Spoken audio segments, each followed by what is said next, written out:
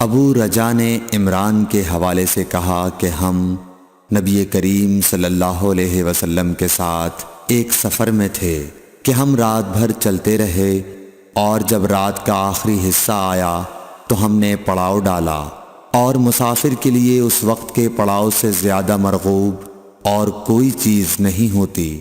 پھر ہم اس طرح غافل ہو کر سو گئے کہ ہمیں سورج کی گرمی کے سوا کوئی چیز بیدار نہ کر سکی۔ سب سے پہلے بیدار ہونے والا شخص فلاں تھا، پھر فلاں، پھر فلاں۔ ابو رجا نے سب کے نام لیے، لیکن اوف کو یہ نام یاد نہیں رہے۔ پھر چوتھے نمبر پر جاگنے والے حضرت عمر بن خطاب رضی اللہ تعالیٰ عنہ تھے، اور جب نبی کریم صلی اللہ علیہ وسلم آرام فرماتے تو ہم آپ کو جگاتے نہیں تھے، یہاں تک کہ آپ خود بخود بیدار ہوں، کیونکہ ہمیں کچھ معلوم نہیں ہوتا کہ آپ پر خواب میں کیا تازہ وحی آتی ہے۔ جب حضرت عمر جاگ گئے اور یہ آمدہ آفت دیکھی، اور وہ ایک نڈر دل والے آدمی تھے، پس زور زور سے تکبیر کہنے لگے۔ اسی طرح بآواز بلند آپ اس وقت تک تکبیر کہتے رہے جب تک کہ نبی کریم صلی اللہ علیہ وسلم ان کی آواز سے بیدار نہ ہو گئے۔ تو لوگوں نے پیش آمدہ آفت مصیبت کے متعلق آپ صلی اللہ علیہ وسلم سے شکایت کی۔ اس پر آپ نے فرمایا کہ کوئی حرج نہیں، سفر شروع کرو۔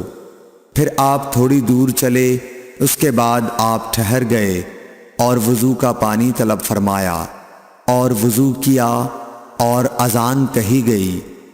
پھر آپ نے لوگوں کے ساتھ نماز پڑھی۔ جب آپ نماز پڑھانے سے فارغ ہوئے تو ایک شخص پر آپ کی نظر پڑی جو الگ کنارے پر کھڑا ہوا تھا، اور اس نے لوگوں کے ساتھ نماز نہیں پڑھی تھی۔ آپ نے اس سے فرمایا کہ اے فلاں، تمہیں لوگوں کے ساتھ نماز میں شریک ہونے سے کون سی چیز نے روکا؟ اس نے جواب دیا کہ مجھے غسل کی حاجت ہو گئی اور پانی موجود نہیں ہے۔ آپ نے فرمایا کہ پاک مٹی سے کام نکال لو، یہی تجھ کو کافی ہے۔ پھر نبی کریم صلی اللہ علیہ وسلم نے سفر شروع کیا تو لوگوں نے پیاس کی شکایت کی۔ آپ پھر ٹھہر گئے اور فلاں یعنی عمران بن حسین رضی اللہ تعالی عنہ کو بلایا۔ ابو رجا نے ان کا نام لیا تھا لیکن اوف کو یاد نہیں رہا، اور حضرت علی کو بھی طلب فرمایا۔ ان دونوں سے آپ نے فرمایا کہ جاؤ پانی تلاش کرو۔ یہ دونوں نکلے۔ راستے میں ایک عورت ملی جو پانی کی 2 پکھالیں اپنے اونٹ پر لٹکائے ہوئے بیچ میں سوار ہو کر جا رہی تھی۔ انہوں نے اس سے پوچھا کہ پانی کہاں ملتا ہے؟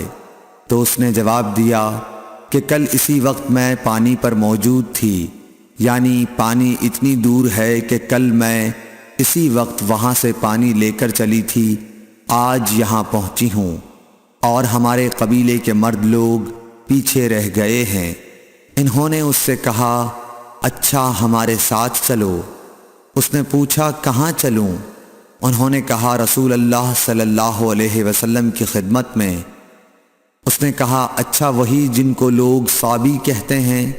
انہوں نے کہا یہ وہی ہیں جسے تم کہہ رہی ہو۔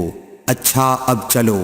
آخر یہ دونوں حضرات اس عورت کو حضرت صلی اللہ علیہ وسلم کی خدمت مبارک میں لائے اور سارا واقعہ بیان کیا۔ عمران نے کہا کہ لوگوں نے اسے اونٹ سے اتار لیا۔ پھر نبی کریم صلی اللہ علیہ وسلم نے ایک برتن طلب فرمایا اور دونوں پکھالوں یا مشکیزوں کے منہ اس برتن میں کھول دیے، پھر ان کا اوپر کا منہ بند کر دیا، اس کے بعد نیچے کا منہ کھول دیا، اور تمام لشکریوں میں منادی کر دی گئی کہ خود بھی سیر ہو کر پانی پئیں اور اپنے تمام جانوروں وغیرہ کو بھی پلا لیں۔ پس جس نے چاہا پانی پیا اور پلایا، اور سب سیر ہو گئے۔ آخر میں اس شخص کو بھی ایک برتن میں پانی دیا جسے غسل کی ضرورت تھی۔ آپ نے فرمایا لے جا اور غسل کر لے۔ وہ عورت کھڑی دیکھ رہی تھی کہ اس کے پانی سے کیا کیا کام لیے جا رہے ہیں، اور خدا کی قسم جب پانی لیا جانا ان سے بند ہوا تو ہم دیکھ رہے تھے کہ اب مشکیزوں میں پانی پہلے سے بھی زیادہ موجود تھا۔ پھر نبی کریم صلی اللہ علیہ وسلم نے فرمایا کہ کچھ اس کے لیے کھانے کی چیز جمع کرو۔ لوگوں نے اس کے لیے عمدہ قسم کی کھجور، اجوا، آٹا اور ستو اکٹھا کیا، یہاں تک کہ بہت سارا کھانا اس کے لیے جمع ہو گیا، تو اسے لوگوں نے ایک کپڑے میں رکھا اور عورت کو اونٹ پر سوار کر کے اس کے سامنے وہ کپڑا رکھ دیا۔ رسول اللہ صلی اللہ علیہ وسلم نے اس سے فرمایا کہ تمہیں معلوم ہے کہ ہم نے تمہارے پانی میں کوئی کمی نہیں کی ہے، لیکن اللہ تعالیٰ نے ہمیں سیراب کر دیا۔ پھر وہ اپنے گھر آئی، دیر کافی ہو چکی تھی، اس لیے گھر والوں نے پوچھا کہ اے فلانی کیوں اتنی دیر ہوئی؟ اس نے کہا ایک عجیب بات ہوئی، وہ یہ کہ مجھے 2 آدمی ملے اور وہ مجھے اس شخص کے پاس لے گئے جسے لوگ صابی کہتے ہیں۔ وہاں اس طرح کا واقعہ پیش آیا، خدا کی قسم وہ تو اس کے اور اس کے درمیان سب سے بڑا جادوگر ہے۔ اور اس نے بیچ کی انگلی اور شہادت کی انگلی آسمان کی طرف اٹھا کر اشارہ کیا، اس کی مراد آسمان اور زمین سے تھی، یا پھر وہ واقعی اللہ کا رسول ہے۔ اس کے بعد مسلمان اس قبیلے کے دور و نزدیک کے مشرکین پر حملے کیا کرتے تھے، لیکن اس گھرانے کو جس سے اس عورت کا تعلق تھا کوئی نقصان نہیں پہنچاتے تھے۔